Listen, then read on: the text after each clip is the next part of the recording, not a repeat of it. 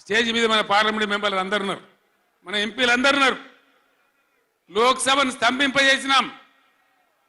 మా ఎంపీ రంజిత్ రెడ్డి, ప్రభాకర్ రెడ్డి కూడా అప్పుడు ఎంపీగా ఉండే. నేను చెప్పిన మీరు ఏమైనా మంచిదే కొట్టాడునని చెప్తే ఒక వారం రోజులు లోక్సభ జరగనీయలే. అట్లా కొట్లాడినాం. ఆ ఒత్తిడికి తల ఒగ్గి మొన్న ఎలక్షన్లకు 4-5 నెలల ముందు ట్రిబ్యునల్కి వేసినారు. ఇప్పుడు జరగవలసింది ఏంది?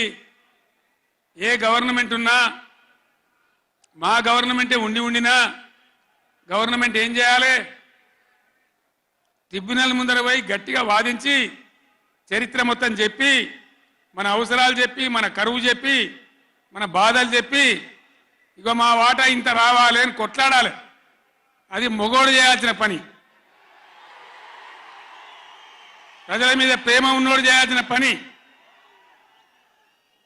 మీకేం కోపం వచ్చిందో, ఏం భ్రమల పడ్డారో,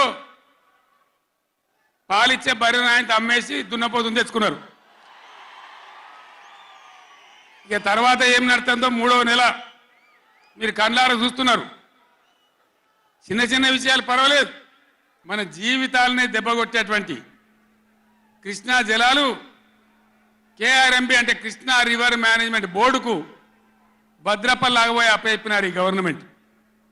ఇదే జిల్లాలో ఉన్న మంత్రి ఉత్తమ్ కుమార్ రెడ్డి మొన్న మాట్లాడిన అసెంబ్లీలో మీరు కూడా విన్నారు. ఉమ్మడి రాష్ట్రమే నయం ఉండినట్టు ఆయనకట. ఉమ్మడి రాష్ట్రమే మంచిగా ఉండే, ఇప్పుడు మంచిగా లేదట. మరి శ్రీకాంతాచారి ఎందుకు చచ్చిపోయింది? ఇదే జిల్లాలో పుట్టే బిడ్డ. ఎందుకు చచ్చిపోయిన ఉద్యమకారులు? అంత పెద్ద ఉద్యమం ఎందుకు జరిగింది? లక్షల మంది, కోట్ల మంది ఎందుకు పాల్గొన్నారు? ఇంత సోయి తప్పి మాట్లాడతారు మంత్రులు.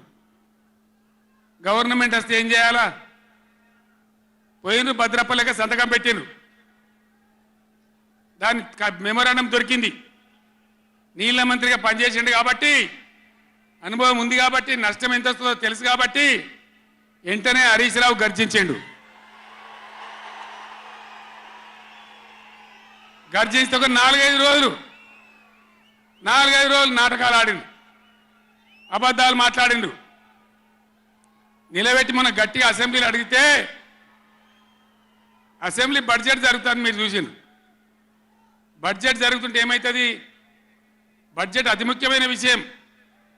ఎప్పుడు కూడా చరిత్రలో దాన్ని పక్కకు పెట్టి వేరే అంశాలు తీసుకోరు.